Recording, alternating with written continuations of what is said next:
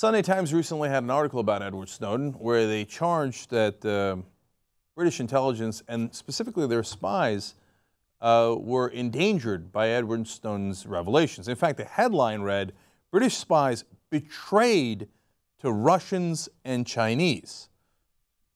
Wow, that sounds like a very strong statement.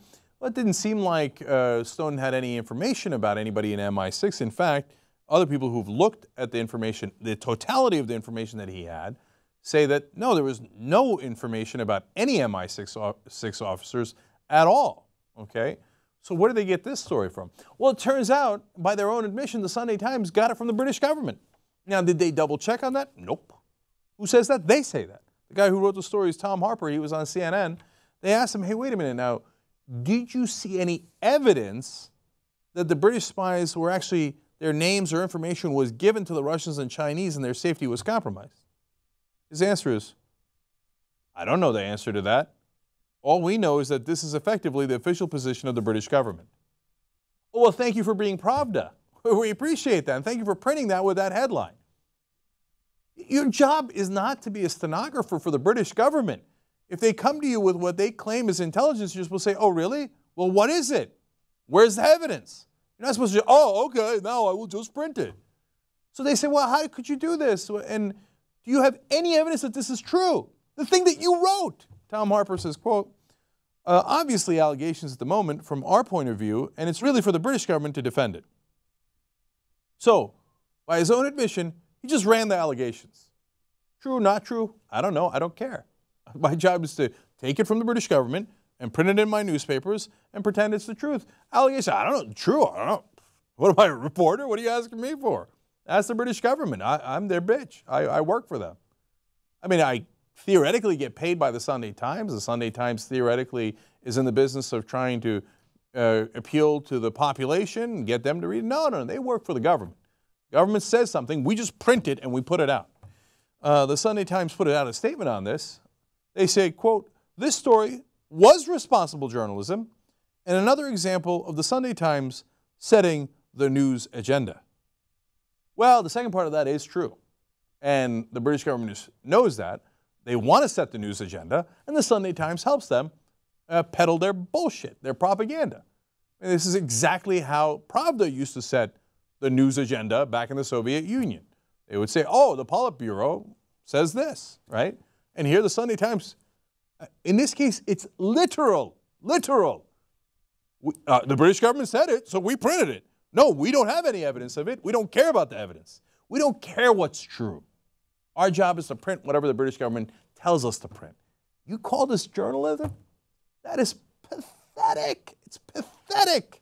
If you think it's any better in America, you haven't seen America lately.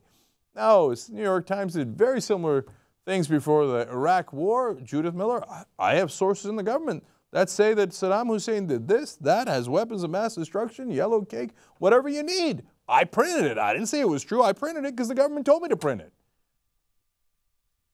And you think it's just about Iraq? They're still doing it about Iran. They still do it about every drone strike. They do it about every story out there on the bin Laden raid. The government told me that the CIA told us that the torture worked, and that's how they got the information. They said they had a courier. Later we find out it was actually, he was basically Pakistan's prisoner, and a guy wanted a $25 million bounty. Now, NBC News confirming that, New York Times confirming that. That was originally broken by Seymour Hersh. Is that what our media told us? No, the government told us there was a courier. Oh my God, what a courageous job by the CIA, brilliant guys at the CIA to track the courier. There was no courier, he was a prisoner. There's no courier. A guy walked in and said, bin Laden's over there. We're Pakistani intelligence, we've been keeping them since 2006. All these lies. And what do we have? We have so-called journalists, reporters, and our so-called media in the West who just reprint the lies that the government said and take it at face value and think that's their job.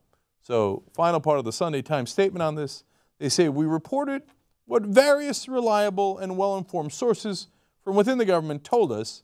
We fully stand by our story, as did the BBC, which also had it confirmed by government sources in its reporting yesterday. You see that? We did our job. We did as the government told us. The government sources told us to say it, we said it. Yay for journalism. And then we criticize other governments for doing propaganda. Are you kidding me? We mastered propaganda. We're the people who invented propaganda. This is propaganda 101.